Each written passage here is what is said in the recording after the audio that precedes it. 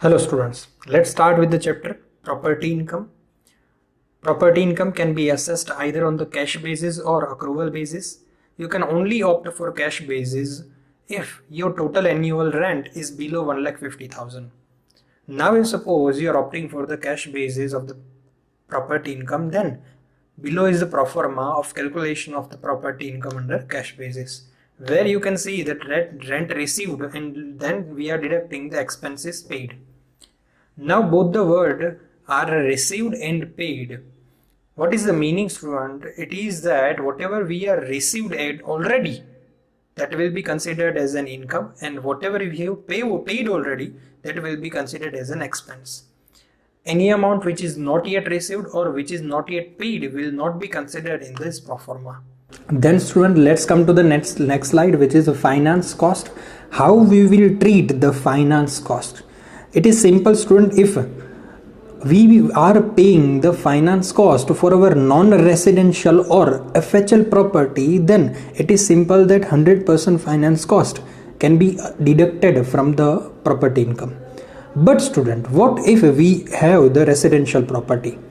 Now in the case of the residential property, if we are paying the finance cost, then there are two treatment available. First treatment is that first of all we have to deduct 25% of the total finance cost from the property income, and now the remaining 75% we are left. So second treatment is that 20% of that 75% can be deducted from income tax liability, students.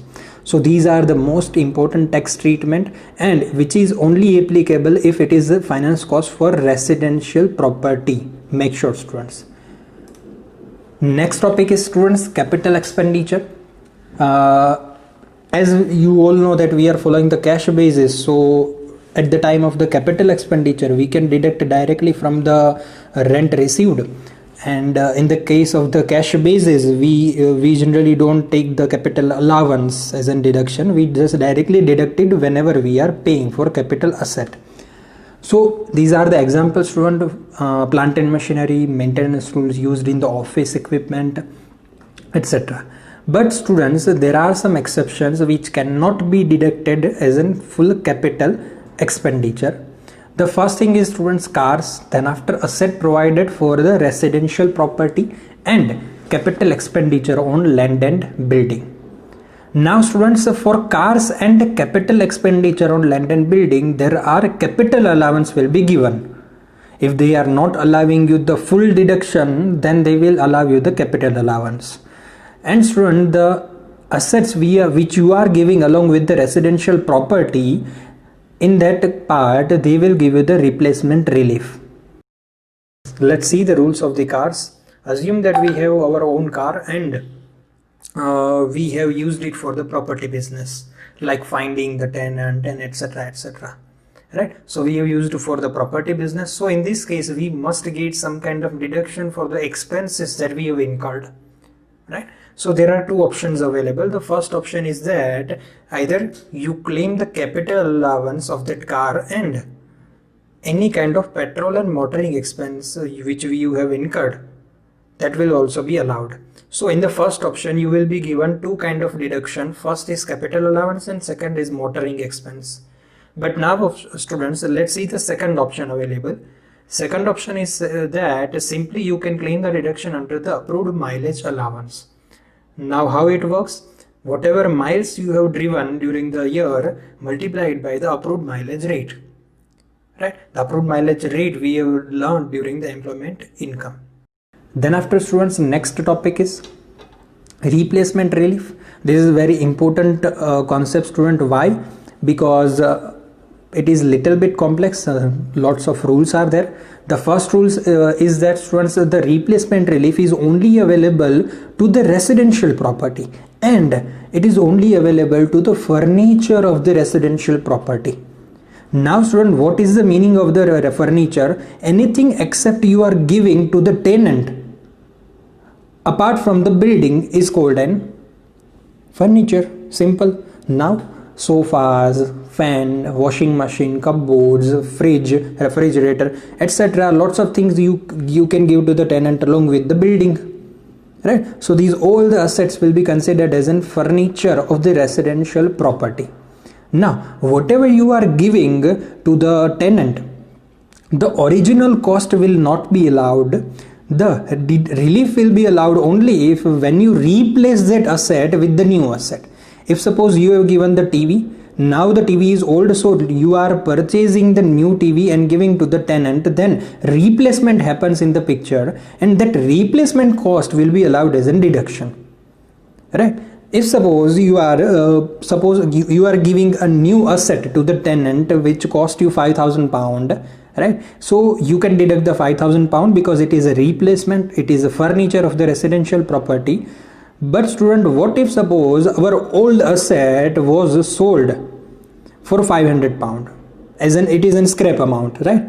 So old asset you sold and you received £500, and new asset you bought for £5,000. Then student, you have to consider the net replacement cost. Net replacement cost, how it will derive? The new asset cost less the selling price of old asset which you sold, right? And student, one thing, replacement relief will not be allowed for FHL or rent-a-room relief assets, right? Then after students, rent-a-room relief. Yes, what is the concept of rent-a-room relief? What assume students, a couple is staying in their home residential property, and one room is excess. They are not using that one particular room. So what they did, they allowed one student of a college, and the student is staying as an paying guest, right? So they have just rented a one particular room, right? Balance of the residential property is used by that couple only. So one particular room they have letted to that student. So now we have the two options. So first option is student that normal treatment. Now what is the normal treatment? Whatever pro forma we have learned in the first slide, like rent received less expenses paid, less replacement relief, less finance cost. Now this pro forma will become your normal treatment. You can either opt it as a normal treatment. In this case, your actual received, your actual rent will be considered as an income, and your actual expenses incurred will be deducted as an expense. But now student, what is the second option available? Second option is saying that rent received you will be considered as an actual, but the expenses will be the flat rate. Now what is the flat rate? They will not allow you any kind of expenditure which you incurred actually. They will only allow the flat amount of 7,500, right? And then the property income will be there. So second option is short and sweet. They are giving you the flat amount as a deduction, and your property income will be there, right? So you have to choose, you have to compare both the option, you have to calculate your property income under both the option, and then you have to choose that which one should I pick. Now students, next topic, FHL, furnished holiday letting. Same concept applies over here also. If you are getting the total rent of below 1,50,000, then you can opt for cash basis, and above that accrual basis. Now let's see that what are the conditions to be included in the FHL. The first thing is the property must be situated in the UK. Second, it must be furnished and let commercially to earn the profit. Third, available for letting to general public for more than 210 days. Fourth, actually let for more than 105 days in a tax year. And student, that 105 days should be excluding long-term letting. Fifth one, not available for long-term letting, but if suppose you have letted for the long term, then it should not exceed the 155 days. Now what is the meaning of the long-term letting, student? We have used that word twice. If you are giving any room of your hotel to any particular person for more than 30 days, then it will be considered as a long-term letting. Got it? Then after students, what are the benefits of the FHL? The first thing that is that capital allowance will be given to the FHL for all the assets. FHL profits are considered as students relevant earning for personal pension contribution. We have learned that thing. Then after students, in the case of IHT, BPR is always allowed as an 100%. Some reliefs of the CGT students are also allowed if we have considered as an FHL. And the finance cost is also allowed 100% for a deduction, right? We have learned that in the residential property students, finance cost have different complexities, but in the FHL student, we can directly get it 100%. Next topic student is premium income on grant of short lease. If suppose students, the landlord is giving their building for 25 years to the tenant as a short lease, then on that short lease the landlord will charge some kind of premium from the tenant. Now that premium will be included in the property income of the landlord. And now if suppose that landlord is getting £10,000 as a premium, then how much amount will be taxable as an property income?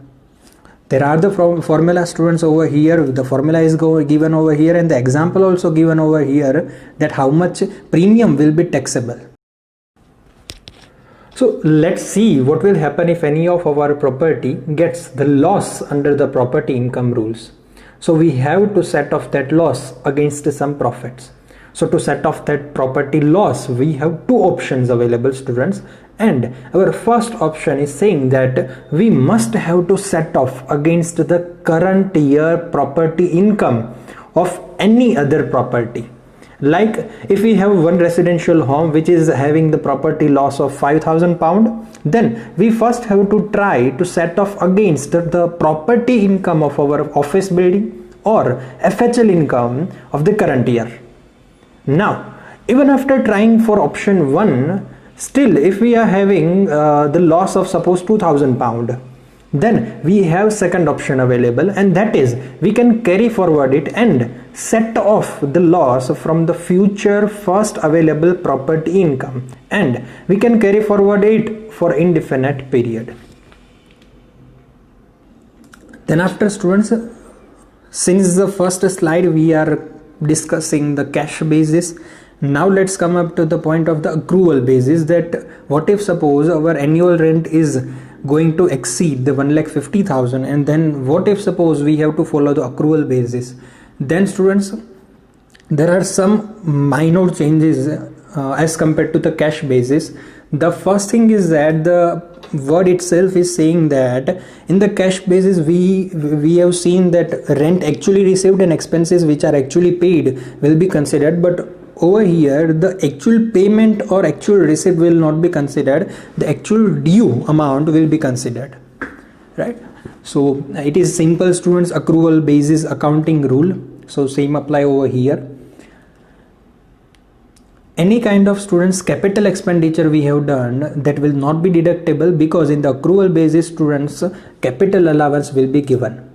And students, if suppose you have considered as an rent receivable amount of 5,000, and what if suppose the tenant do not pay you, right? So if any kind of bad debt is arising, then in future you can take the claim of that bad debt, right? So here the students chapter ends. We will meet in the next lecture. Thank you.